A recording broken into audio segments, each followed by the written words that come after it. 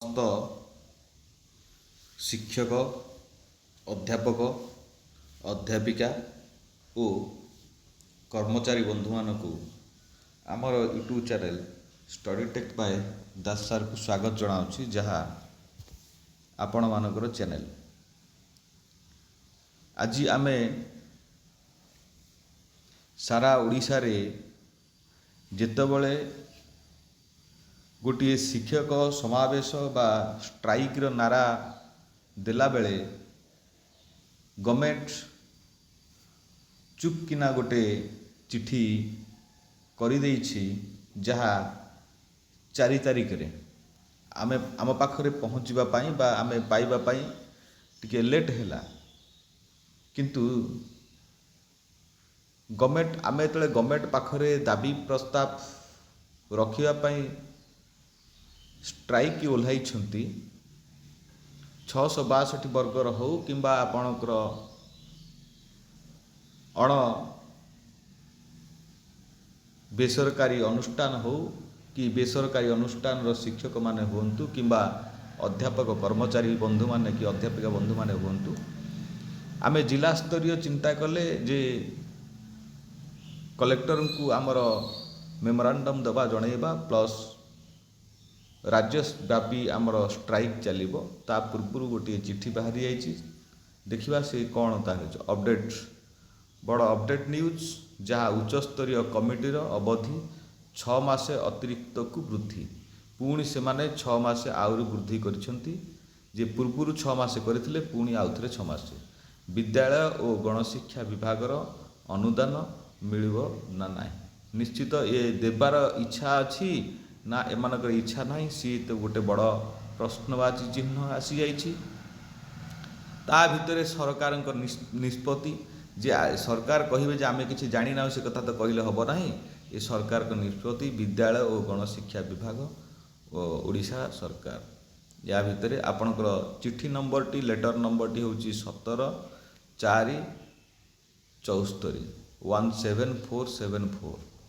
ଆପଣଙ୍କର ଡେଟ୍ଟା, ତାରିଖଟା ହେଉଛି 4 ଜୁଲାଇ 2026। ୟା ଅର୍ଥ ଏ ମାସର ଆପଣ ଯେଉଁ ଲେଟରଟି ହେଇଛି ବିଦ୍ୟାଳୟ ଓ ଗଣଶିକ୍ଷା ବିଭାଗ ଏବଂ ଉଚ୍ଚଶିକ୍ଷା ବିଭାଗ ଅଧୀନରେ ଥିବା, ସେ କ୍ଲିଅର କଟ୍ ଲେଖିଦେଇଛନ୍ତି ବିଦ୍ୟାଳୟ ଓ ଗଣଶିକ୍ଷା ବିଭାଗ, ମାନେ ୟା ଅର୍ଥ ଯେଉଁଟା +2 ଯାଉଛି ପ୍ଲସ୍ ଉଚ୍ଚଶିକ୍ଷା ବିଭାଗ ଅଧୀନରେ ଥିବା ସରକାରୀ ଏବଂ ଅଣ ଅନୁଦାନ ପ୍ରାପ୍ତ ଅଣ ଅନୁଦାନ ପ୍ରାପ୍ତ, ଅନୁଦାନ ଯେଉଁମାନେ ପାଉଛନ୍ତି ଆଉ ଅଣ ଅନୁଦାନ ପ୍ରାପ୍ତ ବେସରକାରୀ ଶିକ୍ଷା ଅନୁଷ୍ଠାନ ଗୁଡ଼ିକରେ ବିଭିନ୍ନ ଶିକ୍ଷକ ଓ ଅଧ୍ୟାପକ କର୍ମଚାରୀ ଯେଉଁ ସଂଘ ମାନେ ରହିଲେ, ସେମାନଙ୍କର ବିଭିନ୍ନ ପ୍ରକାରର ଦାବି ସମୂହରେ ଅନୁଶୀଳନ ନିମନ୍ତେ ଆପଣଙ୍କର ବିଦ୍ୟାଳୟ ଓ ଗଣଶିକ୍ଷା ବିଭାଗ ବିଜ୍ଞପ୍ତି ସଂଖ୍ୟା ଏତିକି। ସେ ବିଜ୍ଞପ୍ତି ସଂଖ୍ୟାକୁ କଲେ ଯେ ଆପଣଙ୍କର ହେଇଥିଲା କେବେ 6/12/2025। ୟା ଅର୍ଥ ଗୋଟେ 1.5 ବର୍ଷ ଏଠି ସେମାନେ ନେଇଗଲେଣି, ଅଲରେଡ଼ି ନେଇଗଲେଣି, 1.5 ବର୍ଷ ଉପରେ ନେଇଗଲେଣି, ତଥାପି ତାଙ୍କର ମନ ଛାଡ଼ୁନାହିଁ। ଏଠି ସଂଖ୍ୟା ନମ୍ବର ଥିଲା 33, ଆପଣଙ୍କର 33654। ଏଇଟା ହେଉଛି 6/12/2025ରୁ ଡିମାଣ୍ଡ ଚାଲିଛି, ତା ପୂର୍ବରୁ ଚାଲିଥିଲା, ଏମାନେ ପୁଣି 6 ମାସ ଆମର ଘୁଞ୍ଚେଇଥିଲେ। ଏଠି ବିଜ୍ଞାପିତ ସଂଖ୍ୟା ଆପଣଙ୍କର ଦେଖିବା, ଏଠି ଆପଣଙ୍କର ଆସିଗଲାଣି କେବେ ଏ 2747। ଇଏ ହେଉଛି ଆପଣଙ୍କ 3/2/2026ରେ। ସେମାନେ କ'ଣ କରିଥିଲେ ନା, ଏଇଠି 2 ମାସ ଗଡ଼େଇ ଦେଇକି ପୁଣି 6 ମାସ ସେମାନେ ଟାଇମ୍ ନେଇଗଲେ।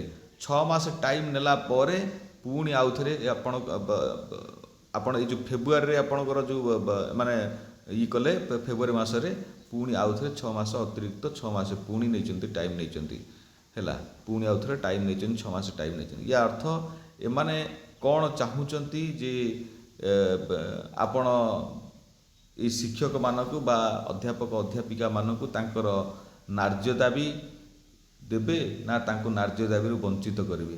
ଏ କଥା ଗୋଟେ ପ୍ରଶ୍ନବାଚୀ ଚିହ୍ନ ହେଇଯାଇଛି, ଯାହା ଆପଣଙ୍କର ସେମାନେ କରିଛନ୍ତି ଯେ ମାନ୍ୟବର ମୁଖ୍ୟମନ୍ତ୍ରୀ ବା ଅତିରିକ୍ତ ସଚିବ ମାନ୍ୟବର ମୁଖ୍ୟମନ୍ତ୍ରୀଙ୍କର କରିଛନ୍ତି। ତ ଲେଟର ନମ୍ବରଟି ହେଉଛି 17/47/475। ଏ ଲେଟର ନମ୍ବରଟି ଆପଣଙ୍କର ହେଇଥିଲା କେତେ 464 ହେଇଥିଲା, 17/474 75 पुणी करचंती आपणक विज्ञापित नंबर आपणक 476 जोटा आपणकर करचंती higher education ministry of higher education ministry करचंती से माने बुझला तो या अर्थ जे गवर्नमेंट कौन चाहूँगी जे आमे वर्तमान गोटे प्रश्नवाची चिन्ह रे आमे रही जाइए आमर आमे बोधे जदि चॉइस करथिले जे शिक्षा लाइन रे आमे जीवा बोली बोधे एटा आमर मस्त बड़ भूल ही जाइथिला बोली आमे भाबिबा किंतु कथा हला जे गवर्नमेंट से गवर्नमेंट 24 वर्ष गोटे शिक्षा को घाटिला पर ये गवर्नमेंट भी आसी जे 2.5 वर्ष भितर जे आमे भाबिथिले हाँ 6 मास टाइम नेबे हाई पावर कमिटी 6 मास टाइम नेबे हाई पावर कमिटी जी अशोक सार थे रिपोर्ट देले से रिपोर्ट आधार रे आज आपण गोटे जियो बा जदि सुस्थ मस्तिष्क आपण माने शिक्षक कथा चिंता करती बा अध्यापक कर्मचारी कथा चिंता करती ताहले आपण गोटे जियो बाहर थिला किंतु से माने पुणी तो 2 मास गड़े देले ता भितर 4 तारिख रे गोटे चुप किना ए जुलाई 4 तारिख गोटे चुप किना लेटर टी बाहरी जाइए जो लेटर टी पुणी से माने 6 मास अवधि पुणी बढ़ाई ये है कथा जे देखिबा जे बिना स्ट्राइक रे बा बिना शांतिपूर्ण भाव रे किछि हबो नाही जहाँ जना पड़ला गणतंत्र शासन रे शांतिपूर्ण भाव रे किछि हबो नाही देखिबा जहाँ हबो जे स्ट्राइक तो चली ये बोधे गोटे जोरदार रेवोल्यूशन स्टार्ट हैला निश्चित गवर्नमेंट शुणिबो एठी न शुणिबार किछि ये नाही जे आपण माने समस्ते एथिरे जोग दियंतु आ स्ट्राइक की सफल मान्य करंतु जहाँ भी होचु आमे पुणी आउ थे कहवा जगन्नाथ पाखे प्रार्थना करवा जे मोहन सरकार कंठरे विजय है किंतु आम दुख दुर्दशा प्रभु जगन्नाथ बुझंतु जेहेतु जगन्नाथ निजे आड़प मंडप अच्छी जे आड़प मंडपरू जिते जीवे आपणकर श्रीगुंडीचा को जीवे ता भितर केमिति जगन्नाथ से आपणकर मोहन सरकार कंठरे विजय है जे आमर दुख दुर्दशा को ता भितर बोधे बुझीदेवे बोली आमे आशा और विश्वास रखिबा जगन्नाथ पाखरे। जय जगन्नाथ।